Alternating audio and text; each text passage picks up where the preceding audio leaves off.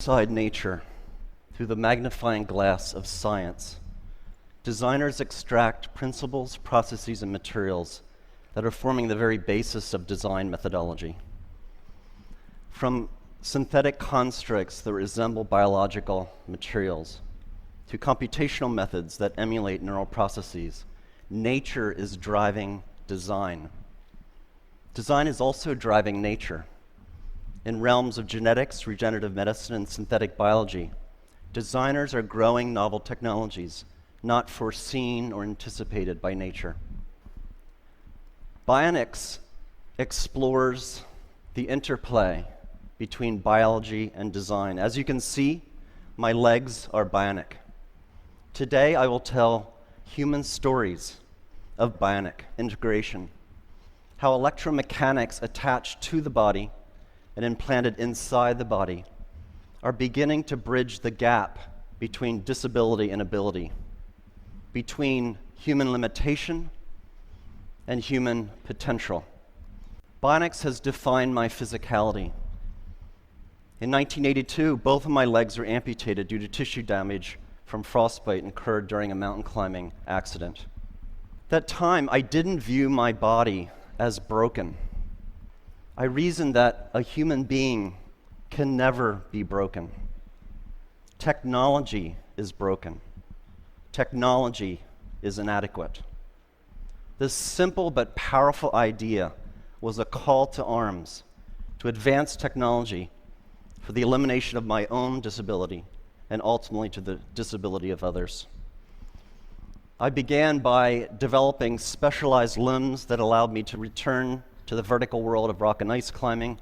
I quickly realized that the artificial part of my body is malleable, able to take on any form, any function, a blank slate for which to create perhaps structures that could extend beyond biological capability. I made my height adjustable. I could be as short as 5 feet or as tall as I'd like. So when I was feeling badly about myself, insecure, I would jack my height up. But when I was feeling confident and suave, I would knock my height down a notch just to give the competition a chance.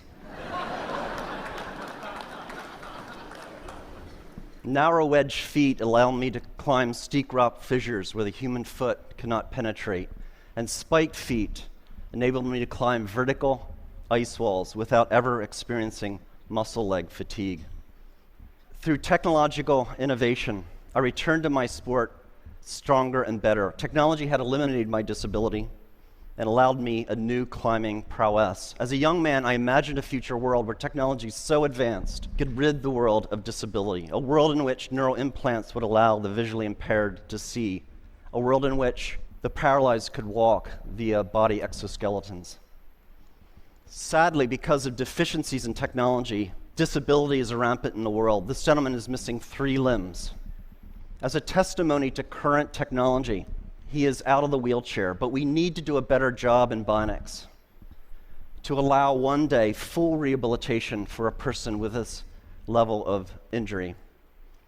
At the MIT Media Lab, we've established the Center for Extreme Bionics. The mission of the center is to put forth fundamental science and technological capability that will allow the biomechatronic and regenerative repair of humans across a broad range of brain and body disabilities. Today, I'm going to tell you how my legs function, how they work, as a kind of case in point for this center. Now, I made sure to shave my legs last night because I knew I'd be showing them off. Bionics entails the engineering of extreme interfaces. There's 3 extreme interfaces in my bionic limbs: mechanical, how my limbs are attached to my biological body; dynamic, how they move like flesh and bone; and electrical, how they communicate with my nervous system. I'll begin with mechanical interface. In the area of design, we still do not understand how to attach devices to the body mechanically.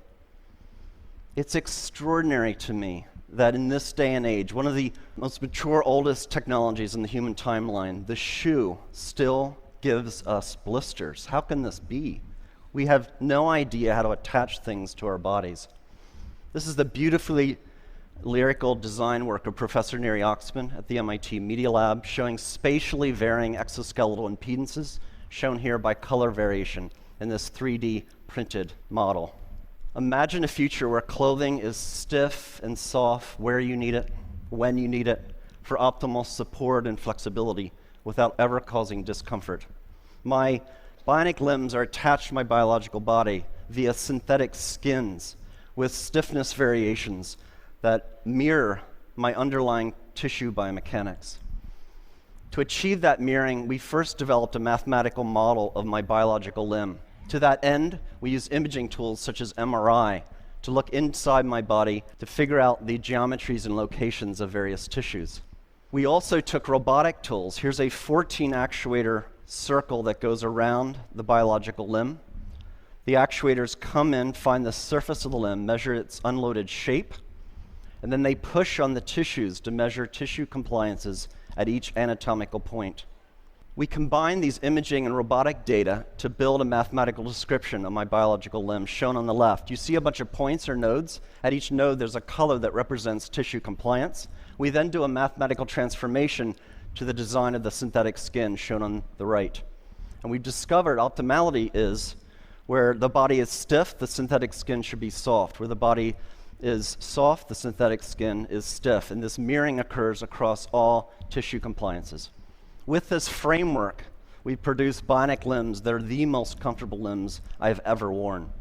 Clearly, in the future, our clothing, our shoes, our braces, our prostheses will no longer be designed and manufactured using artisan strategies, but rather data-driven quantitative frameworks. In that future, our shoes will no longer give us blisters. We're also embedding sensing and smart materials into the synthetic skins. This is a material developed by SRI International, California. Under electrostatic effect, it changes stiffness. So under zero voltage, the material is compliant. It's like floppy like paper. Then the button's pushed, a voltage is applied, and it becomes stiff as a board. We embed this material into the synthetic skin that attaches my bionic limb to my biological body. When I walk here, it's no voltage. My interface is soft and compliant. The button's pushed, voltage is applied, and it stiffens, offering me a greater maneuverability over the bionic limb. We're also building exoskeletons. This exoskeleton becomes stiff and soft in just the right areas of the running cycle to protect the biological joints from high impacts and degradation.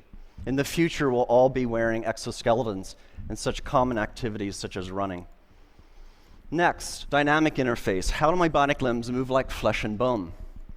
At my MIT lab, we've studied how humans with normal physiologies stand, walk, and run. What are the muscles doing, and how are they controlled by the spinal cord? This basic science motivates what we build. We're building bionic ankles, knees, and hips. We're building body parts from the ground up. The bionic limbs that I'm wearing are called biomes. They've been fitted to nearly 1,000 patients, 400 of which have been US wounded soldiers. How does it work? At heel strike under computer control, the system controls stiffness to attenuate the shock of the limb hitting the ground. Then at mid-stance, the bionic limb outputs high torques and powers to lift the person into the walking stride, comparable to how muscles work in the calf region. This bionic propulsion is very important clinically to patients. So on the left, you see the bionic device worn by a lady. On the right, a passive device worn by the same lady that fails to emulate normal muscle function, enabling her to do something everyone should be able to do, go up and down their steps at home. Bionics also allows for extraordinary athletic feats. Here's a gentleman running up a rocky pathway. This is Steve Martin, not the comedian, who lost his legs in a bomb blast in Afghanistan.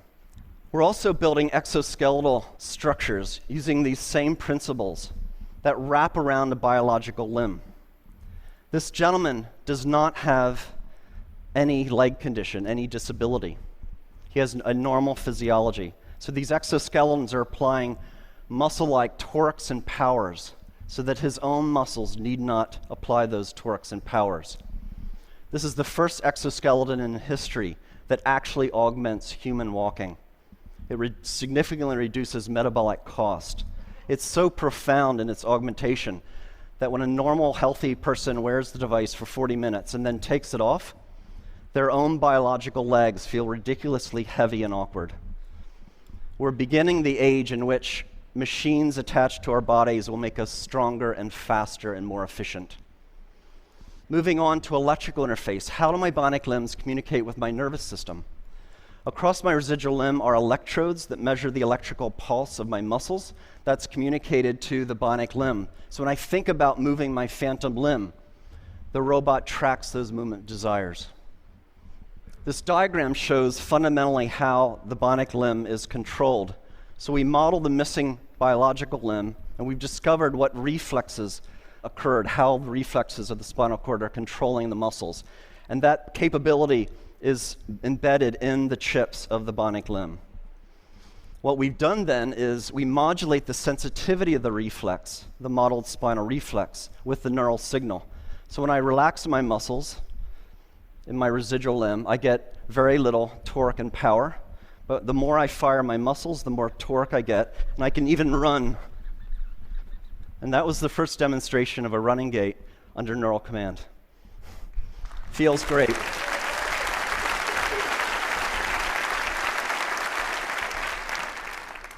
We want to go a step further. We want to actually close the loop between the human and the bionic external limb. We're doing experiments where we're growing nerves, transected nerves, through channels or microchannel arrays. On the other side of the channel, the nerve then attaches to cells, skin cells and muscle cells. In the channels of motor channels, we can sense how the person wishes to move. That can be sent out wirelessly to the bionic limb. And then sensors on the bionic limb can be converted to stimulations in adjacent channels, sensory channels. So when this is fully developed and for human use, persons like myself will not only have synthetic limbs that move like flesh and bone, but actually feel like flesh and bone. This video shows Lisa Millette shortly after being fitted with 2 bionic limbs. Indeed, bionics is making a profound difference in people's lives. Oh my God. Oh my God, I can't believe it. It's just like I've got a real leg. Now don't start running. Now turn around and do the same thing walking up. Walk up, get on your heel to toe like you would normally just walk on level ground. Try to walk right up the hill. Oh my God. They're pushing you up? Yes, I can't even describe it. It's pushing you right up. Next week, I'm visiting the centers. Thank you. Thank you. Thank you. Next week, I'm visiting the Center for Medicare and Medicaid Services, and I'm going to try to convince CMS to grant appropriate code language and pricing so this technology can be made available to the patients that need it. Thank you. It's not well appreciated, but over half of the world's population suffers from some form of cognitive, emotional, sensory, or motor condition. And because of poor technology, too often conditions result in disability and a poor quality of life. Basic levels of physiological function should be a part of our human rights. Every person should have the right to live life without disability if they so choose. The right to live life without severe depression. The right to see a loved one in the case of seeing impaired, or the right to walk or to dance in the case of limb paralysis or limb amputation. As a society, we can achieve these human rights if we accept the proposition that humans are not disabled. A person can never be broken. Our built environment, our technologies are broken and disabled. We, the people, need not accept our limitations, but can transcend disability through technological innovation. Indeed, through fundamental advances in bionics in this century, we will set the technological foundation for an enhanced human experience, and we will end disability. I'd like to finish up with one more story, a beautiful story, the story of Adrienne Haslett Davis. Adrienne lost her left leg in the Boston terrorist attack. I met Adrienne when this photo was taken at Spaulding Rehabilitation Hospital. Adrienne is a dancer, a ballroom dancer. Adrienne breathes and lives dance. It is her expression. It is her art form. Naturally, when she lost her limb in the Boston terrorist attack, she wanted to return to the dance floor. After meeting her and driving home in my car, I thought, I'm an MIT professor. I have resources. Let's build her a bionic limb to enable her to go back to her life of dance. Brought in MIT scientists with expertise in prosthetics, robotics, machine learning, and biomechanics. And over a 200-day research period, we studied dance. We brought in dancers with biological limbs, and we studied how do they move, what forces do they apply on the dance floor. And we took those data and we put forth fundamental principles of dance, reflexive dance capability, and we embedded that intelligence into the bionic limb. Bionics is not only about making people stronger and faster. Our expression, our humanity can be embedded into electromechanics. It was 3.5 seconds between the bomb blasts and the Boston terrorist attack. And 3.5 seconds, the criminals and cowards took Adrienne off the dance floor. In 200 days, we put her back. We will not be intimidated, brought down, diminished, conquered, or stopped by acts of violence.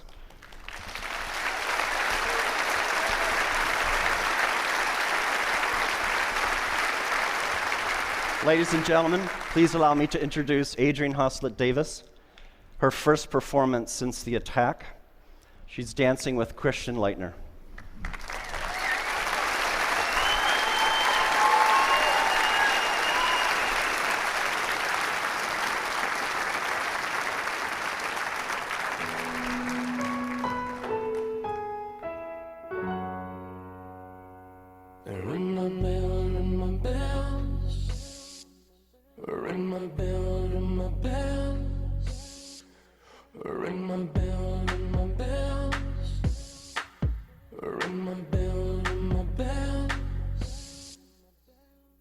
Sometimes you love it, sometimes you don't. Sometimes you need it, then you don't, and you let go. Sometimes we rush it, sometimes we fall. It doesn't matter, baby, we can take it real slow.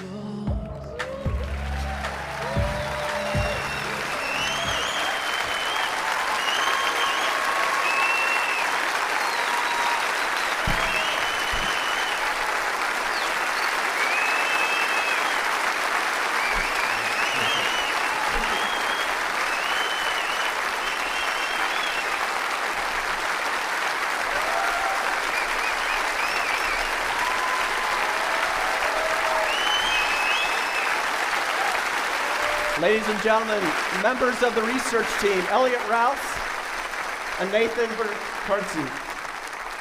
Elliot and Nathan.